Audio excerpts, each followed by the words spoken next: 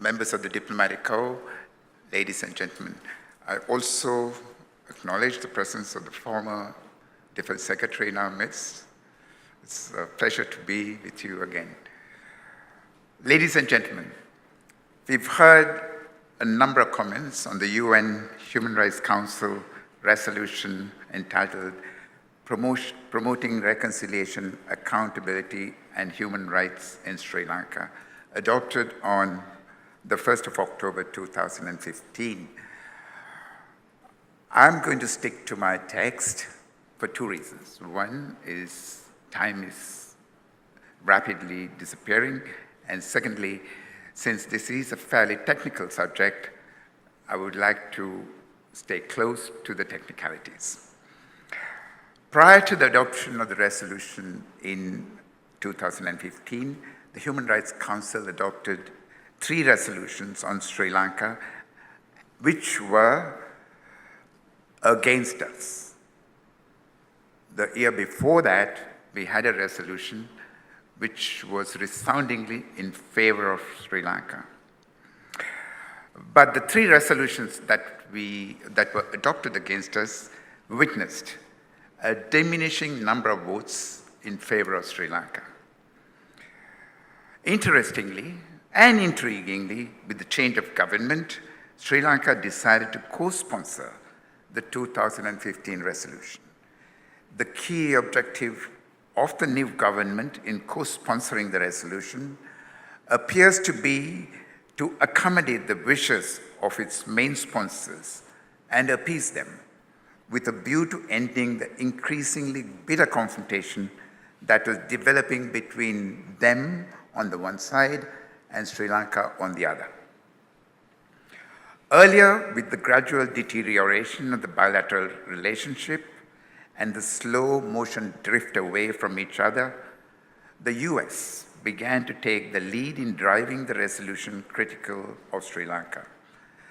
Starting in 2012, a country that was once considered a warm friend of Sri Lanka was now acting in an outright hostile manner. This is interesting because politically, the US was going as far away as possible from Sri Lanka, and it was creating a situation that was difficult for us to manage from this end. On the other hand, many of you will remember that the US did assist us militarily, and in some critical areas too. The US's lead was followed by the UK and Canada, and we saw the performance of the UK at the CHOGM, and then Canada, which did not even attend CHOGM at a senior level, was equally vicious in its attacks on Sri Lanka. Of course, the combination resulted in something that could be foreseen. The US, with its diplomatic missions in a majority of countries of the world and extensive economic and military clout, had the type of diplomatic influence that could overpower many challenges. Sri Lanka decided to confront the US at the Human Rights Council and oppose the resolutions. Sri Lanka just did not have the diplomatic and financial muscle to take on the US head-on. The US was able to ensure that India, despite its long-standing proximity to Sri Lanka, joined those who would vote against us. And Sri Lanka, by far, was not even the worst offender in the international arena to incur the wrath of the international human rights lobby groups and the leading Western countries. However, once the decision was made in Colombo to confront the US, the diplomats gamely spearheaded Sri Lanka's campaign. Unfortunately, the US position continued to harden, and Sri Lanka was getting pushed into the same basket of usual suspects reserved for the states regularly blacklisted by Washington: North Korea, Burma, Iran, Belarus, and Cuba. Of course, the term used to refer to Myanmar, by the West at the time was Burma, the old name. This was an unfortunate development in the bilateral relationship with the United States. Could this change in the relationship be explained in a simple manner? Much more research will need to be done in this aspect. In my mind, one thing was very clear.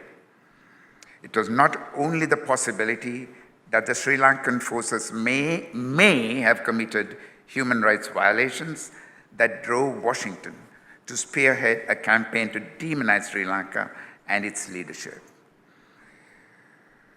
There were other more likely candidates for this demonic label of really nasty states. In my view, there were political and personal goals and prejudices at play as well. The three human rights champions of Washington, all three are women, and most of you are familiar with the names, may have decided to pick on Sri Lanka for their own reasons. Iraq, Afghanistan, and definitely Israel were no-go areas for any American official with ambition. You do not touch these countries where the US was directly involved or had direct ties with if you wanted a career in the administration. Iran and Syria were a waste of time because the countries concerned were in the habit of ignoring Washington's agonized complaints about human rights violations. These two countries had resolutions adopted against them on a regular basis, but as regularly, they ignored those resolutions. Sri Lanka was always in the limelight, thanks to an array of human rights organizations that targeted the country regularly, and a good country to be taken to task. The media could not get enough of the bad side of Sri Lanka. Channel 4 made it a habit to produce a heart-wrenching documentary on Sri Lanka annually and intriguingly prior to the Human Rights Council sessions. Channel 4 seemed to popularize the view that Sri Lanka was the nastiest of all these bad human rights violators.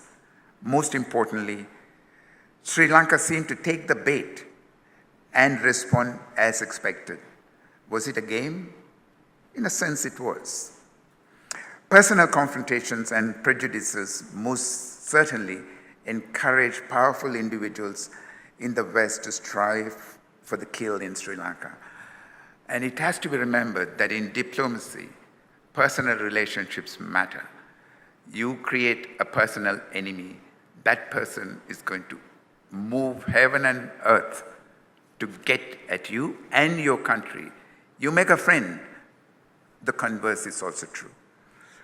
Sri Lanka, for its part, may not have adequately addressed some of the allegations or orchestrated its message contradicting the Channel 4 documentaries, the media stories, and the perceptions that were mounting.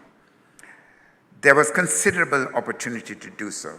Significantly, well-resourced LTT support groups kept up the anti-Sri Lanka campaign using influential members of the Western political establishment and the media.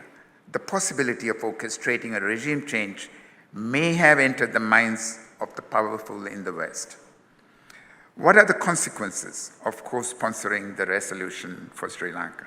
First, it must be remembered that a resolution of the Human Rights Council is not binding. There is no obligation on the part of the target country to give effect to such a resolution. A Human Rights Council resolution is binding on the UN Human Rights, the UN High Commissioner for Human Rights and his Secretariat, but not on member states of the United Nations. One must remember that even a resolution of the United Nations is not binding. The freedom of action of the High Commissioner pursuant to a Council resolution is limited by what the target country would allow him to do within its jurisdiction. The impotence of the High Commissioner has been demonstrated in a practical sense, time and time again, by countries which were targets of Council resolutions. There are many such resolutions and reports produced by the High Commissioner, which are gathering dust in the Secretariat simply because the target countries have refused to cooperate? Are there possible consequences for non-compliance with the Council resolution? The Council is not empowered to impose penalties on a recalcitrant state, but the matter of a serious violator of human rights could be raised at an appropriate UN agency with punitive powers, such as the UN Security Council. Given the political nature of the Security Council, it takes considerable effort to get approval for any sanctions initiative, even if the other requirements of the Charter are satisfied. Those with powerful friends are always shielded in the Council. I don't need to name names, you just have to read the papers, and you see the violations that are taking place around the world, even as we speak, and the UN Security Council does nothing, simply because it hasn't the ability to do anything, or because it isn't allowed to do what it may want to do, or other members want to do. It will also, the Security Council will also not set a precedent that could make lives difficult for its members, especially the P5. It was not without reason that the West did not bring the matter of alleged human rights violations in Sri Lanka before the UN Security Council. Although I am beginning to hear rumors that this may no longer be the case at the moment. But these are only rumors. Sri Lanka opted to co-sponsor the 2015 resolution, while not creating a legal obligation, certainly creates at least a powerful moral obligation to implement its provisions. But moral obligations in the international arena belong to a gray area. Many states give effect to them in bits and pieces, yet others simply let them drift into history, and others may implement them to suit their own circumstances. Having said that, one could argue that a country's credibility would depend on complying with the obligations it has voluntarily undertaken. And we've heard a number of comments this evening on the voluntary nature of the obligations Sri Lanka undertook by co-sponsoring that resolution in Geneva. In the international area, it is not advisable to walk away from voluntarily adopted obligations. It is possible that a country which is not obliged to comply with the resolution to be talked into complying, yes, or it could convince itself into complying. This may be happening in Sri Lanka today. A stream of Western dignitaries and the UN Secretary General have visited the country and given copious advice on the value of complying with the UN Human Rights Council resolution. Some would say that considerable pressure has been applied on Sri Lanka. The visitors have included the Secretary of State, John Kerry. The UN Secretary General, having resisted visiting Sri Lanka since the end of the conflict during the Rajapaksa presidency, decided to drop in with only 4 months left of his tenure of office, perhaps to add weight to the efforts of those trying to convince Sri Lanka to comply with the resolution. It is more than likely that he received a nod and a wink from Washington before he undertook this journey. Intriguingly, the Secretary General apparently has given an assurance that he will have the resolution implemented. Is this another occasion that he simply shut off his mouth without appreciating the gravity of what he was saying? His powers of implementation are only illusory. As Foreign Minister Lavrov once observed, when he was ambassador in New York and was requested not to smoke in the building on the orders of the SG, the Secretary General is no general, just a secretary. He continued to smoke. Compliance with the resolution, we are told, is the passport to enter the heaven of acceptance provided by the international community. As the good father said, in reality, a small group of Western countries whose economic and military clout in the world may not be as significant as it used to be. In parallel, elements of the opposition continue to harp on the dangers of the UN Human Rights Council resolution, forcing the government to defend itself ever so vigorously and its efforts to comply with it. Thus, we have the ideal combination of circumstances, both external and internal, conducive to giving effect to the resolution. Madam Chair, if you would allow me 3 more minutes, I will wrap up. It is noted that many of the UN Human Rights Council country-specific resolutions adopted by majority vote remain unimplemented. Many resolutions targeting the bad apples, as identified by the so-called international community, have been regularly adopted by the UNHRC and are regularly ignored. We have the usual targets such as North Korea, Syria, Iran, and Belarus in this category. Israel gets targeted regularly by the majority of the membership of the Council, while some members of the international community abstain or vote against the resolutions on Israel. Myanmar has escaped the basket of bad apples and has been asked to pay a relatively small price for its newly acquired status. The real question is whether much has changed in the behavior of the bad apples as a consequence of the adoption of the UNHRC resolutions and increasingly shrill cries of the human rights community. The answer has to be a resounding no. The extreme selectivity of the UN Human Rights Council resolutions and the avoidance of the rich and the powerful in its exhortations has made these resolutions all but meaningless.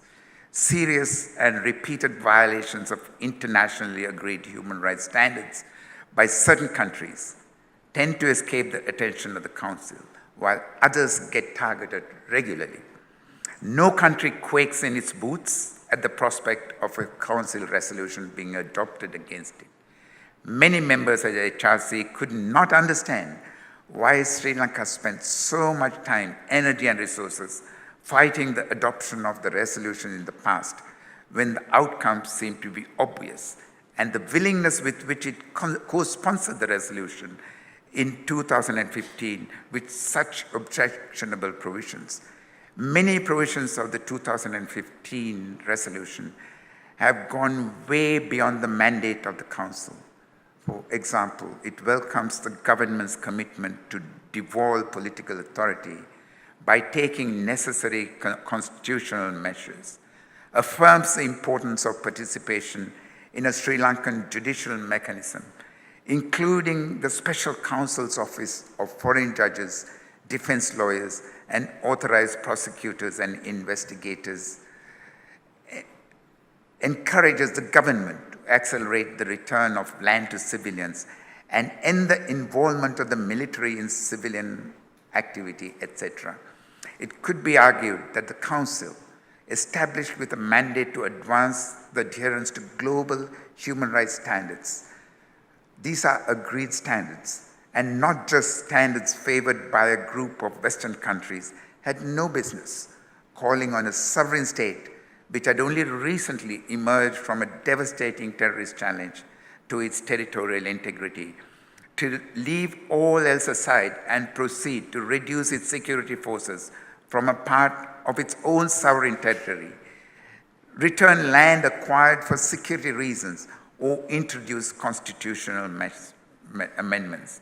And now there is pressure to do these things post-haste, fueling the goals of extremist elements. Sri Lanka's enthusiasm for co-sponsoring the resolution of 2015 may not have gone down too well with its traditional supporters. The precedent it set could be unhelpful to many. It is doubtful if Sri Lanka did itself a substantive favor either, if Sri Lanka were to renege on the commitments that it so readily undertook. It may be confronted with the wrath of the so-called international community, and it would not be surprising if the traditional supporters just turned the other way. Another issue that is pertinent is the enthusiasm with which Sri Lanka agreed to comply with the prescriptions for reconciliation recommended by external entities, as to whether these external entities, essentially the so-called international community, took the trouble to take into account the views of the entire Sri Lankan community, or only the concerns of the pressure groups operating in their own countries, is a valid question to ask. Judging by the reactions of a vocal part of the Sri Lankan community, it is doubtful that they took much pains to reflect the concerns of the majority of the people. Unfortunately, this could be a recipe for generating serious disenchantment and the releasing of uncontrollable forces, as has happened in the past. One recalls a situation resulting from the Indo-Lanka Accord. External prescriptions have hardly ever assisted a country to resolve its internal problems. Usually, a country's problems are exacerbated by blind adherence to externally prescribed cures. I thank you, ladies and gentlemen.